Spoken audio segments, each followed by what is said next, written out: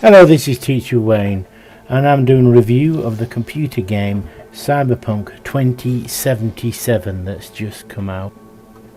When I was at university, I read the 1984 book Neuromancy. It had a huge impact on me, and there I sort of learnt what being a net runner was and what cyberpunk was and everything like that, and that was an amazing book, and I really got into it. And then later I got into the role-playing game Cyberpunk 2020.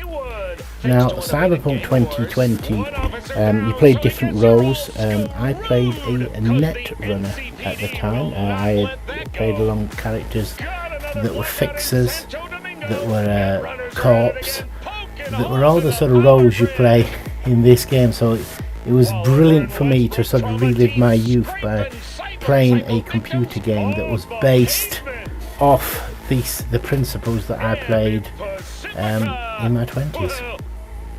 So that was awesome. So this computer game, Cyberpunk 2077, has been a long time in the making. It's an attempt to recreate that role-playing game that came out in sort of like 1983, the Cyberpunk 2020 game.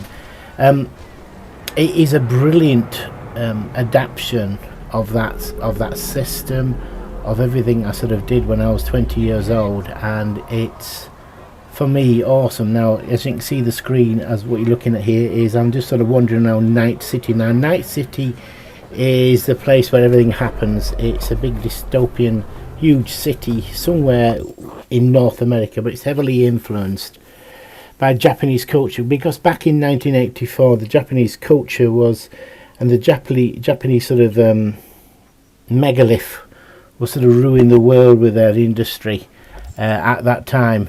If they were rewriting it now, it would be more Chinese based, but back then it was all about sort of Japanese megacorps, and the Japanese megacorps play a big part in this game. There's a big Japanese influence in this, and one of the weapons you can have is a katana, which is a classic Japanese weapon. So anyway, this is wandering around the streets of Night City. The graphics for a start off in this game are absolutely amazing. It's one of the most immersive games I've ever played. So here I see my character wandering around the streets of Night City. There's some beautifully rendered characters in role here. Sometimes you're walking around the streets, they've got a limited number of characters, you see them repeating themselves. Sometimes see twins of the same character, but look at the quality of the water there. I'm playing this on Ultra on my PC, and I found that the game ran very, very smoothly on a PC. There were some very interesting graphical issues which I will come to later, but as a whole the game ran smoothly, no issue. I'm recording this, no problems. Here I'm in Afterlife. The sort of Afterlife is the one of the most famous. No, is this no, this is not. This is Lizzie's bar. I take it back. This is not Afterlife. Afterlife is another clip later on. This is Lizzie's bar. Some of the scenes. By the way, this is going to be a spoiler for the game, because I am running through the game here. So this is Lizzie's bars.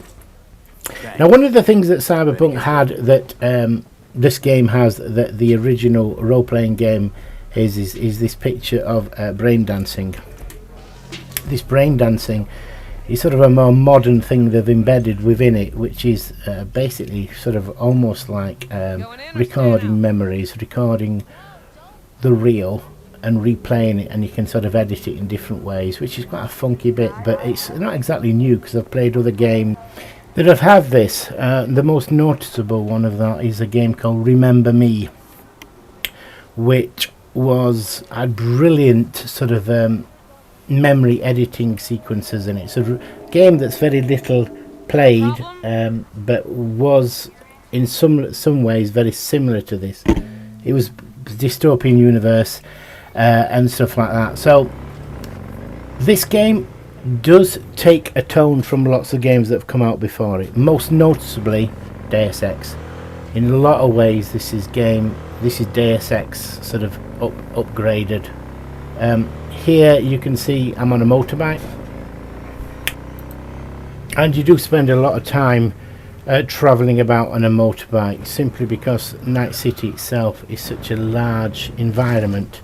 So you have to travel about between different missions and different sort of areas of it, and you can have motorbikes, you can have cars. I personally found that the motorbike was by far the best one, because you could just move around the traffic a lot easier, and it was actually really interesting sort of to move around. Some of the missions were actually fully sort of utilising the mobility. There's actually a racing, there's some of the missions are pure racing ones, some are combat, some are to do with the actual main story and there's a plot, some are stealth.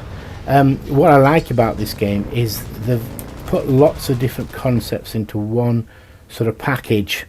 Now it's not perfect, this game, there are lots of issues, and I think those issues are mainly to do with some of the consoles, from the impression I'm getting from the forums I've been reading, noticeably the older Xboxes and older PlayStations. Now you've got to realise the original Xbox came out in 2013, so there's no way that an Xbox, the original Xbox, and some of even the newer Xboxes are going to be able to play a game that's come out into 2020. Even the brand new Xbox, then the sort of X, I think is the latest one, has architecture that's 2 years out of date. My PC is got some parts of it that are about 2 years old, but PCs are a lot easier to upgrade, so I will be upgrading mine fairly soon, but I've had no issues with it apart from graphical glitches, which is quite hysterical. There's one thing I want to add, it's got, well, because it's based in this dystopian future, and the role-playing book and the book do sort of say this, so it is following along with the theme of the original book. There's a lot of shall we say adult content. It's not really aimed for anyone under the age of 18, so I think there's going to be caution when playing this game, especially when you first set your character up, and some of the scenes can be quite disturbing for people of a young age. And I think one of the things I would like to say is, if you're going to play this game, you've got to bear that in mind, but it is within the context of the book and within the role-playing game itself. They were embedded there. So anyway, that's that finished. So what do I think of the game? I think it's brilliant. I think it's very, very immersive. There's a lot to it. It's good value for money because there's so much to it. You can get to level 50 is the level cap on this.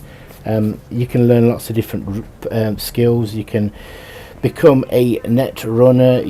You can sort of become a sort of more of a mercenary. You can become a stealth. There's lots of different paths you can learn. You can craft as well, and a lot of people have tried to get so that you'll be crafting these legendary bits of kit.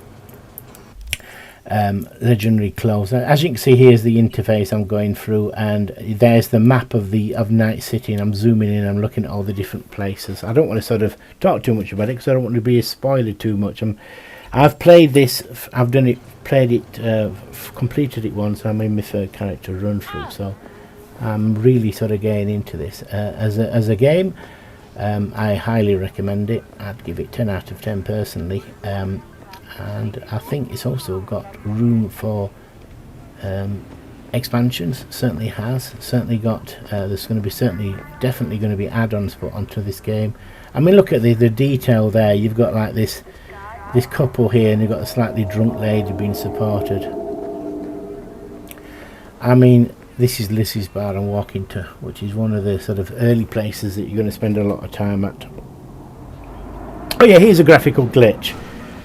I mean, I found that quite amusing. I just stood at the corner once I parked my bike, and I watched as the cars went around the corner, the pathfinding of the traffic was driving into this post, and I just videoed it for a while. There was more than this. I had a graphical glitch of palm trees suddenly appearing as well, which I found quite amusing as well. And I did have, because what I found is with the pathfinding for the motorbike, when you've got like a GPS when you're driving around, it wasn't very good. It didn't give you much warning, so you find yourself doing quite dramatic turns and stuff.